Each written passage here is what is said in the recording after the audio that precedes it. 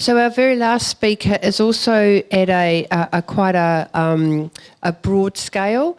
Margaret Brown is a social scientist based at AgResearch, and she's done a lot of work in communities and understanding resilience in communities. So of course, as we go into this era of requiring to adapt to the impacts of climate change, resilience in communities is going to be vitally important. So Margaret's going to wrap up the session by talking about her work on resilient rural communities. What do we mean by resilient? It's one of those words that are bandied around like sustainable. We use it all the time. What does resilient mean? And what does it mean in the context of resilient communities? And who cares? Why is it important?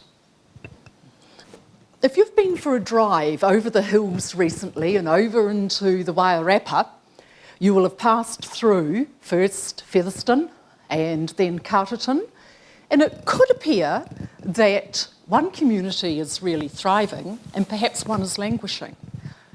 And we make those sort of judgments as we drive along. We look at closed shops, etc., and we think, oh gosh, that town's perhaps languishing or going backwards.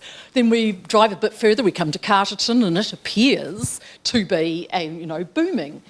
Lots of shops, lots of people, etc. Drive further up the road, head over into the hills or out to the coast, to the smaller rural communities, and you'll notice that some have got their shop is closed up.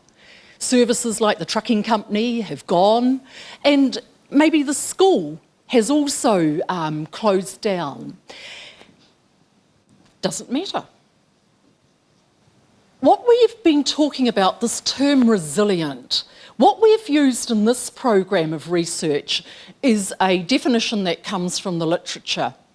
And we're using this definition that it is the ability to adapt, to learn, to grow and bounce forwards. And by that I mean that rather than, if there's a shock to a system, returning to what the system was before, you actually move on to another state, a better state. And the bounce backwards theory of resilience is you bounce back to what it was before. So rural communities are vulnerable to many, many outside influences. And just a couple of examples are biosecurity incursions. Of course, been in the news a lot lately with the mycoplasma. And climate change also. And the climate change example that's been in the news a lot lately, of course, is Tolaga Bay, with the forestry, with the extreme weather event there, which brought down the timber remains from forestry. We're seeing a lot more of these extreme events all around the country, and they impact on farm, which then affects our rural communities, and what happens on farm and rural communities affects wider New Zealand. Who cares though? Does anyone care? Well, I care. I'm a farmer in the Manawatu. I care greatly about the community, having a community around me to support first the well-being of the people on my farm.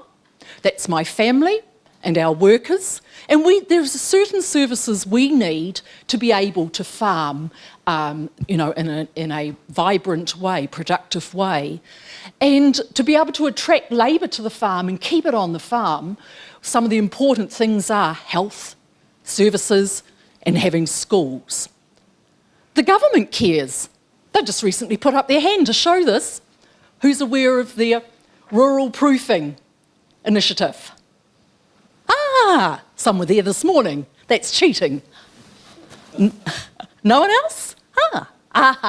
Yes, indeed. Recently, Minister O'Connor at the Mystery Creek Field Days launched this initiative called Rural Proofing. And what that's all about is that major decisions that are made in any portfolio in government have to be rural proofed. Now that is to see what impacts they might have on rural communities. So the government says this is really important because Strong and vibrant rural communities support the success of our major export industries and growth in international visitors. So the government's put up their hand.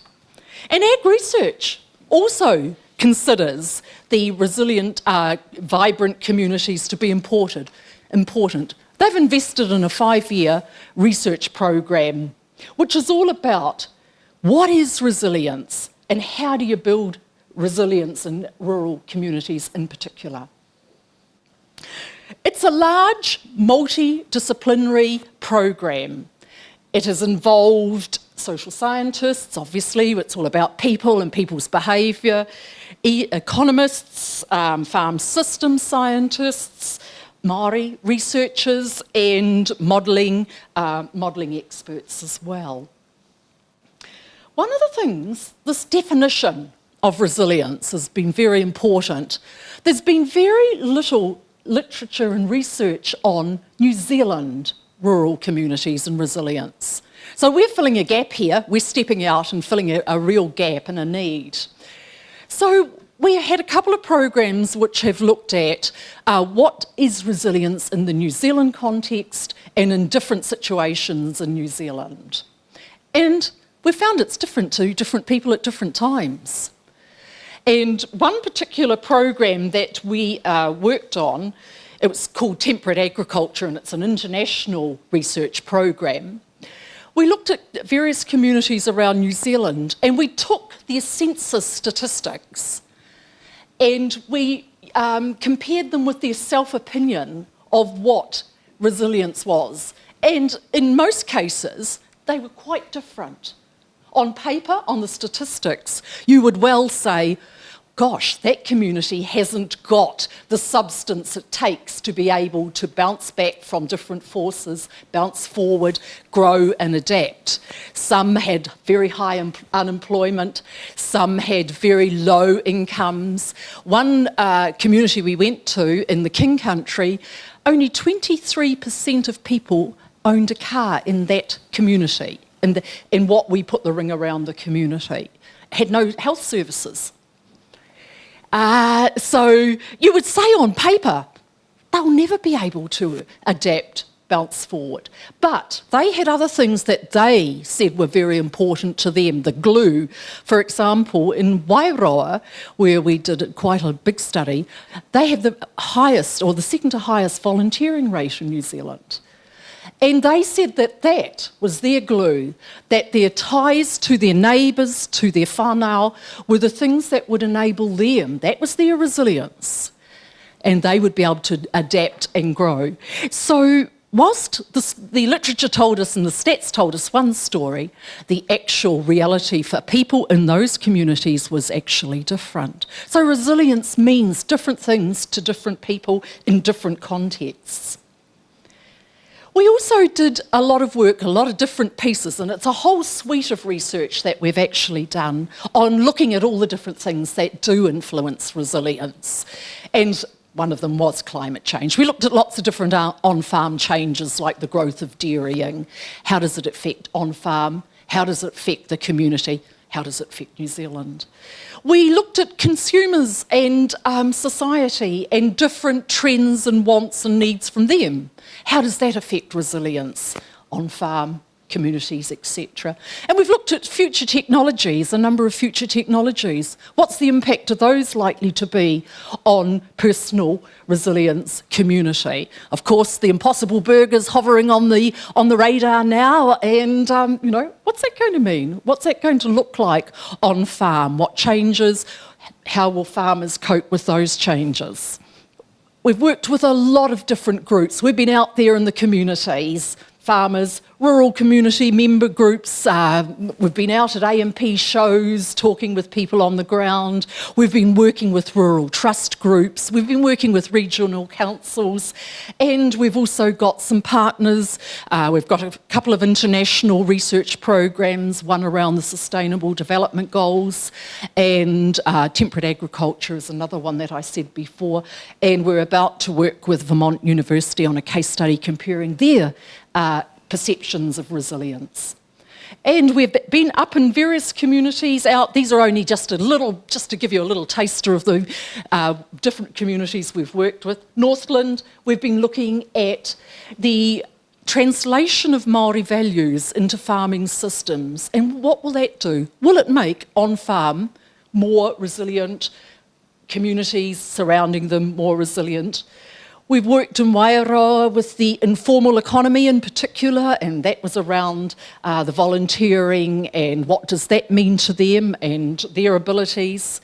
We've been in Southland looking at water policy, and we've been looking at policy and how does that affect resilience on farm, community resilience. We've looked at Māori farming systems. We've been looking at particularly fragmented Māori farming systems where the pieces of land they own may be quite a number of small pieces that are dotted around the country. What sort of changes in land use might they use to make their own system more resilient, but also the communities that are around them. Some really interesting pieces of work looking at rural entrepreneurs. Why do they add another business onto their farming system? And sometimes there were crises like climate change, a flood that went through their place, and they decided they needed to add into their system a buffer of some sort to make them more resilient, so they put in ecotourism or something else. We looked at also terribly, terribly important farmer wellness, because I don't know how many of you are aware, but farmers have a very high suicide rate.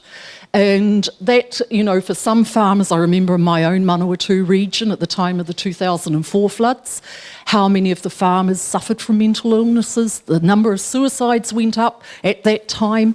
And, it's just such a big thing in small communities. When one farmer commits suicide, it impacts on us all in so many different ways. And our achievements through this large transdisciplinary program, and these are just a few I've just picked out as sort of ones that I think are significant.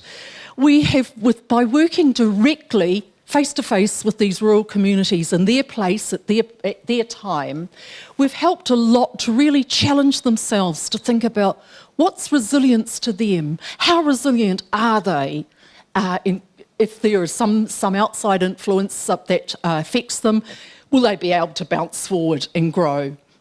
We developed what we've called our resilience framework, and that contains the 5 dimensions of resilience: social, cultural, economic, environmental, and organisational. And we've developed underneath that, what do they mean? What do they look like? At different scales, at the on-farm, at the community, and wider. So it's just a tool to help guide discussions. And we've used that with quite a lot of communities. It's also being used in other research programs. It's been used in our Land and Water to guide their thinking in parts of that about what should the research be. Are they missing any of these 5 factors? We often miss the social, that important 2-legged animal. I often say the most important animal you've got on your farm is the 2-legged animal. We forget about them. And so our framework's just as a reminder to all the aspects you need to be thinking about when you're thinking about resilience. And we've developed different engagement processes to work with Māori, to work with different types of communities, to engage them in these discussions about their own resilience. What does it mean to them? And through all these different pieces of work, and there are a lot because the program's been going for 4 years, we're in our 5th year and about to finish, we have been looking at and identifying these ways to build resilience so that there are no recipes. It's not easy, but we are able to now show some different ways to build on.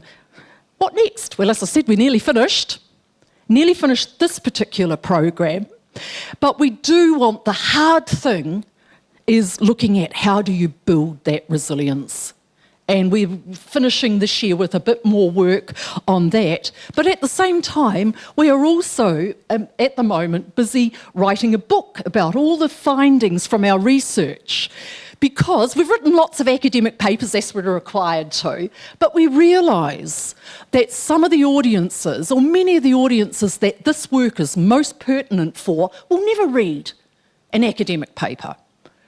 So we've taken all our research findings and we've written a book. And we are just at the point of editing, about to publish it. And in the new year, in about February, we are going to launch it. And we're going to have some form of conference which will also profile the work we've done, bring in the people we've worked with so that they're part of experiencing the work that they've been part of and the learnings we've got from it. And we're just about to launch a Resilient Rural Communities website because, as I said, this New Zealand literature is really lacking in this field. So we've done all this work, which we're proud of, and we are just about to put it on a website, which will be going live shortly, supported by social media, discussion forums, etc. So watch the space. I hope you get to see the book, the conference, the website. Thank you very much.